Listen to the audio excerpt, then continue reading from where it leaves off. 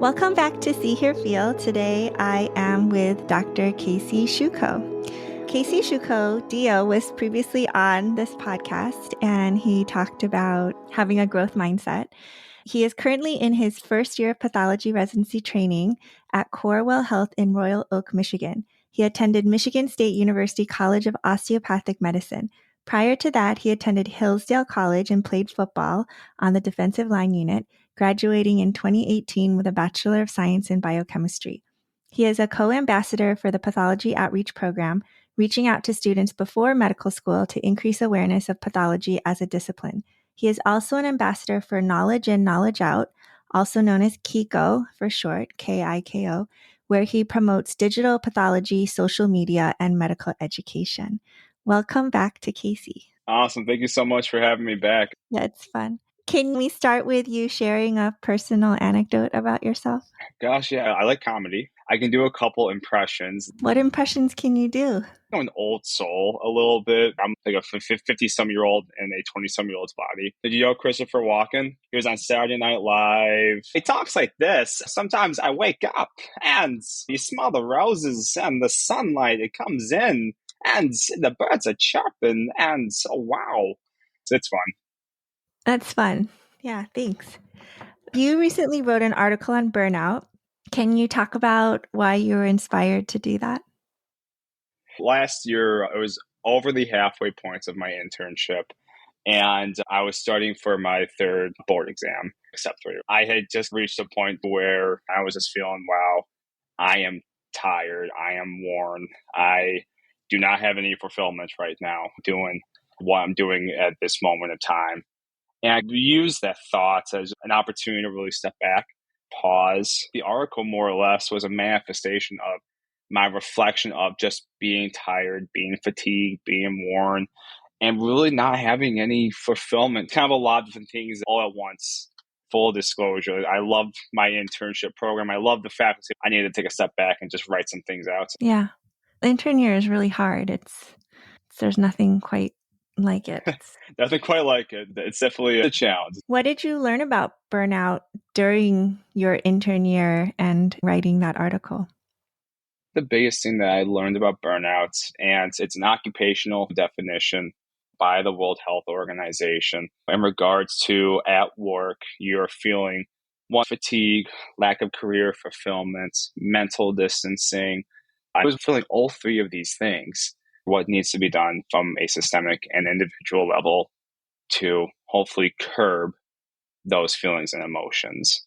Because if things ain't going well for you individually, as a doctor, how can you take care of others? Are there ways that we can make it a little bit less tough and more humane? And are there ways that we can do that? I think so. I think from a systemic way, there's a lot of things I think that can be done better with healthcare systems. I think make more appropriate use of doctors' times, the way we navigate charts, fighting with insurance companies for patient benefits. I think from an individual level, it's a lot of self-reflection and frankly, saying no to things and putting your priorities where our priorities really matter the most. As you said, burnout has a World Health Organization definition, and it is defined by the World Health Organization as a system problem. It's not actually any fault or blame on an individual. And it's not really even that the system is to blame. It's just that there are system factors, as you said, that do lead to a lot of physician burnout, especially, as you said, the EMR, the electronic medical record.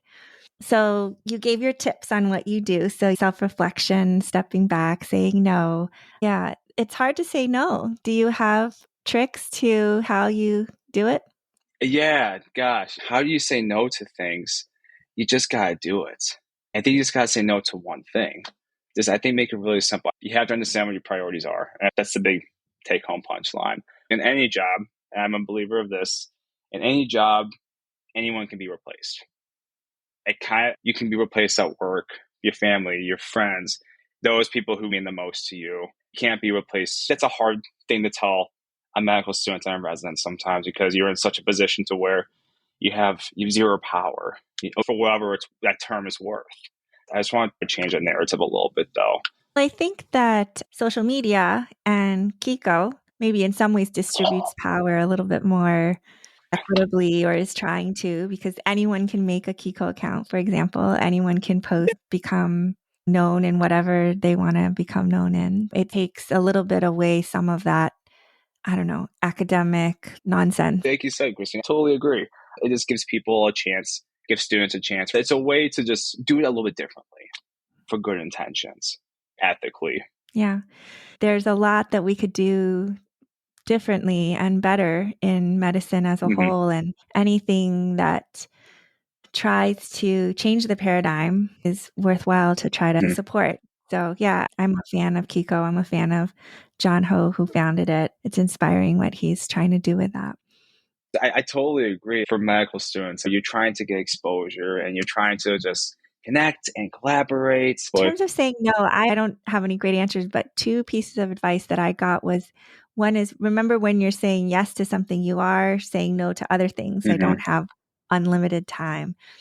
And then another tip was that when you say no to something, you could put it in your calendar.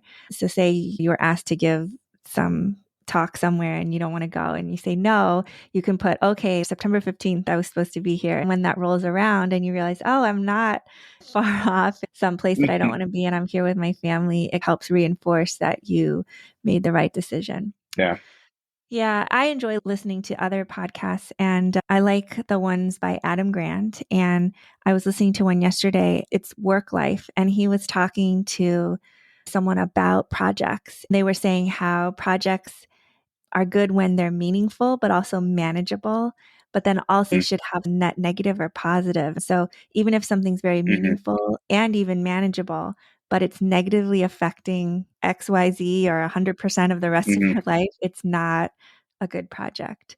Meaning, managing, and net negative, positive on my life. I love that. I love that so much. It's such a great way to think about it. It sounds like you had an experience with burnout during intern year, and I'm not sure, but it sounds like you've come through it.